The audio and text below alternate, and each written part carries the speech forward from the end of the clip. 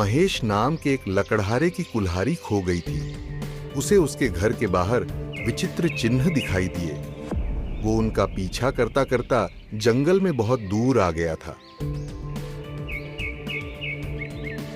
अरे और कहां तक चलूं? ये निशान मुझे लेके जा कहां रहे हैं? और मेरी कुल्हाड़ी यहाँ क्यों होगी? कोई तो है जो मुझे कहीं ले जाना चाहता है। जंगल गहरा होता जा रहा था। पेड़ों की छाया लंबी होती जा रही थी। माँ की बात भी सही थी। ओ भगवान, कुछ तो अजीब लग रहा है। अचानक महेश रुक जाता है। उसके चेहरे पर हवाइयां उड़ जाती हैं। ये क्या? ए भगवान, नहीं नहीं, ये नहीं हो सकता। सामने एक पेड़ के नीचे उसकी कुल्हाड़ी राजकुमारी के पेट में घोंपी हुई थी। महेश के हाथ कांप रहे थे। पसीने से उसका माथा भीग चुका था। इसलिए वो मुझे यहाँ, ओ नहीं, मैं फंस गया। मुझे जल्दी से यहाँ से कहीं, ए भगवान। तभी वहां राजा, महामंत्री और सेनापति आ गए। राजा की नजर राजकुमारी के मृत शरीर पर पड़ी। हे भगवान, ये क्या हो गया? मेरी राजकुमारी, मेरी बेटी। महाराज, ये देखिए, ये लक्कड़हारा यहाँ क्या कर रहा है? सुबह सुबह वो भी जंगल में। देखिए महाराज। हाँ, और ये देखिए महाराज, इसकी खूनी कुल्हाड़ी भी यहाँ पे पड़ी हुई है। इससे बड़ा सबूत और क्या होगा महाराज? ये देखिए। हाँ, तो तूने ही मेरी बेटी की हत्या की है। ऐसा तो साहस करने की तेरी हिम्मत कैसे हुई? नहीं महाराज, नहीं, मैं तो बस अपनी कुल्हाड़ी लेने के लिए यहाँ पे आया था। मतलब कि मैं कुल्हाड़ी ढूंढते ढूंढते यहाँ पे आया था। मुझे नहीं पता कि ये किसने किया। मैं बेकसूर हूँ। झूठ, सब झूठ बोल रहा है महाराज। ये आप इसकी बातों में बिल्कुल मत आएगा महाराज। मेरी बेटी को मारने वाले को मैं जिंदा नहीं छोड़ूंगा। पकड़ो इसे, यही है हत्यारा। सैनिकों, पकड़ो इसे। महाराज, मेरी विनती सुनिए। मेरे घर से यहाँ तक तीरों का निशान बना हुआ था। मेरी कुल्हाड़ी खो गई थी, इसलिए मैं इन तीरों को देखते हुए यहाँ पर आया। विश्वास करें महाराज, मैं सच बोल रहा हूँ। आप चाहे तो तीरों का निशान देख लीजिए महाराज। महाराज, ये फिर से झूठ बोल रहा है। अच्छा, ठीक है, तो चलो हम भी देखते हैं तुम्हारे घर का रास्ता। अगर झूठ निकला तो याद रखना। महाराज, इतनी दया की जरूरत ही क्या है? नहीं मंत्री, न्याय से पहले सच्चाई जाननी जरूरी है। राजा और सभी लोग महेश के घर तक गए।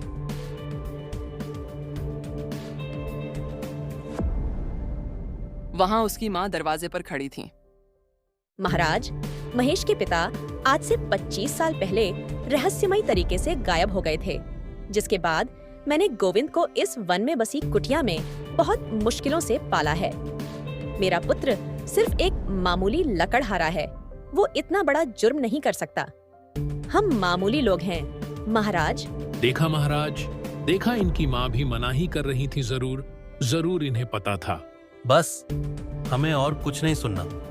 दोनों की मिली भगत है। सैनिकों, दोनों को उठा लो। माँ और बेटे दोनों को कैद करो। चलो। नहीं महाराज, मेरे बेटे को कुछ मत करना। महामंत्री जी। जी महाराज, कहिए। अब जो हो गया सो हो गया। राजकुमारी का अंतिम संस्कार उनके मामा के आने के बाद ही होगा। जी महाराज, जैसा आप कहें। मैं अभी पड़ोसी राज्य में संदेश भिजवा देता हूँ। आप निश्चित रहे महाराज। हाँ, और जल्द से जल्द संदेश भेजो। राजकुमारी के मामा को तुरंत बुलाया जाए। अरे, इन दोनों को कल तक आप अलग अलग काल कोठरी में कैद रखो। कल पूरी प्रजा के सामने हम दोनों को मृत्यु दंड देंगे। नहीं महाराज, नहीं, हम निर्दोष है। कल सूर्योदय के साथ इनका अंत होगा। इतना कहकर राजा, महामंत्री और सेनापति के साथ महल की ओर चल दिए। अरे भाई, राजा ने तो इन दोनों को अलग अलग कारागार में रखने को कहा था। हाँ यार, पर अभी तो हमारे पास सिर्फ एक ही कारागार खाली है ना। बाकी सब में तो पहले से ही 3-4 कैदी हैं। अब कहाँ रखें इतने सारे लोग? तुम भूल गए क्या? वो वाला कारागार तो बिल्कुल खाली है जिसमें वो तांत्रिक मरा था, याद है ना? अरे हाँ, चलो इस लकड़हारे को वहीं कैद करते हैं। उस तांत्रिक की आत्मा इसे भी जीने नहीं देगी।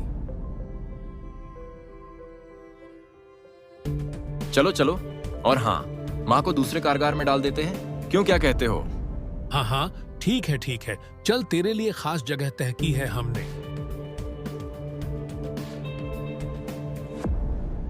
सैनिक महेश को घसीटते हुए उस भयानक कारगृह की तरफ ले गए जहां कहा जाता था कि एक तांत्रिक की मृत्यु हुई थी। उसका कंकाल अभी भी पड़ा था। महेश की मां को दूसरे कारगृह में बंद कर दिया गया। सैनिक महेश को कारगृह में बंद करके वहां से चले गए। वो अंधेरे कारागृह में अकेला रह गया। महेश बड़ा हताश हो गया। माँ, तुम्हारे लाडले बेटे को देखो, आज कैसी जगह पर है।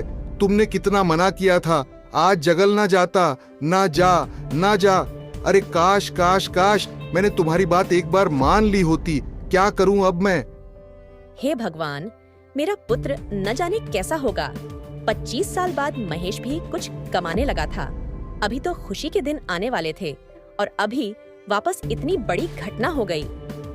हे तांत्रिक बाबा, आप भी किसी के बेटे रहे होगे, आपकी भी माँ रही होगी। उनकी कसम खाकर कहता हूँ, मैं बेकसूर हूँ। मेरी माँ बेकसूर है। कृपया करके हमारी मदद कीजिए।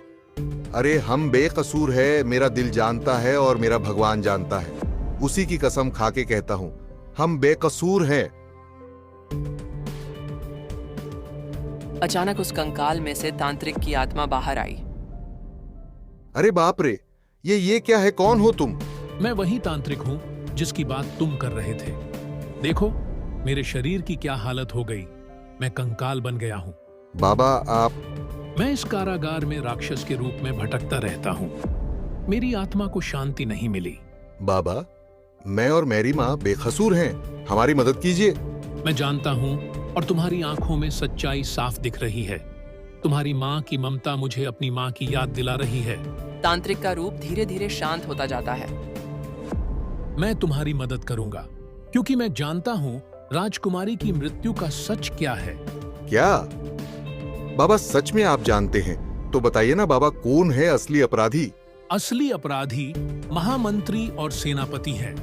वो राज्य को हथियाना चाहते हैं। राजा की केवल एक ही संतान थी, उसकी पुत्री चंद्रा, और वो लोग उसका कत्ल करके पूरे राज्य को हड़पना चाहते हैं। समझे? तो अब क्या करें बाबा? देखो, मैं तुम्हारी मदद सीधे नहीं कर सकता, लेकिन याद रखो, हम एक दूसरे की मदद कर सकते हैं। कैसे बाबा? काली पहाड़ी पर एक साधु बाबा रहते हैं। वो बड़े सिद्ध पुरुष हैं। अगर तुम उनके पास पहुंचने में कामयाब हो गए तो वो तुम्हारी हर समस्या का समाधान कर देंगे। समझे? क्या सच में? मतलब हम अभी भी बच सकते हैं? हाँ, और सुनो, अगर तुम उनके पास पहुंच गए तो उनसे एक बात जरूर पूछना। क्या बाबा? उनसे पूछना कि मुझे कैसे मुक्ति मिलेगी, कैसे मेरी मुक्ति होगी, मैं फिर से अपने असली रूप में कैसे आ सकता हूं। मैं भी कभी तुम्हारी तरह एक सामान्य इंसान था बेटा, लेकिन अब देखो, न जीवित हूं न मृत। आज भटक रहा हूं। जरूर बाबा, मैं आपकी मुक्ति का रास्ता जरूर खोज कर लाऊंगा, लेकिन पहले मुझे ये बताइए कि मैं यहां से निकलूं कैसे? सुनो महेश, मुझे जो श्राप मिला था उसके अनुसार मैं किसी भी सच्चे मन वाले व्यक्ति को परेशान नहीं कर सकता। मतलब मैं समझा नहीं, इससे क्या होगा बाबा?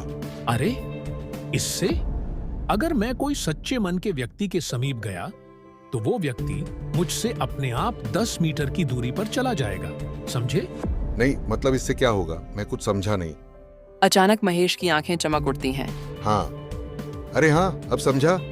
अगर मैं सच्चे मन का व्यक्ति हुआ तो आपके पास आते ही मैं आपसे 10 मीटर दूर चला जाऊंगा। हाँ, और इस तरह मैं कारागार से बाहर निकल जाऊंगा। ये हुई ना बात? हाँ, शाबाश, तुम बहुत समझदार हो। तो चलो देखते हैं कि क्या तुम सच्चे मन के व्यक्ति हो या फिर नहीं। रुको। इतना कहकर राक्षस महेश के समीप जाता है और महेश सीधा कारागृह से 10 मीटर दूर जंगल में पहुंच जाता है। धन्यवाद बाबा। मैं काली पहाड़ी के साधु से जरूर मिलूंगा और आपकी मुक्ति का रास्ता भी पता करूंगा। आप निश्चिंत रहें बाबा, निश्चिंत रहें। इतना कहकर महेश काली पहाड़ी के सफर पर निकल पड़ा। अंधेरी रात में चलते हुए मन ही मन सोचता हुआ। हाँ, सूरज निकलने से पहले मुझे साधु बाबा को ढूंढना ही होगा।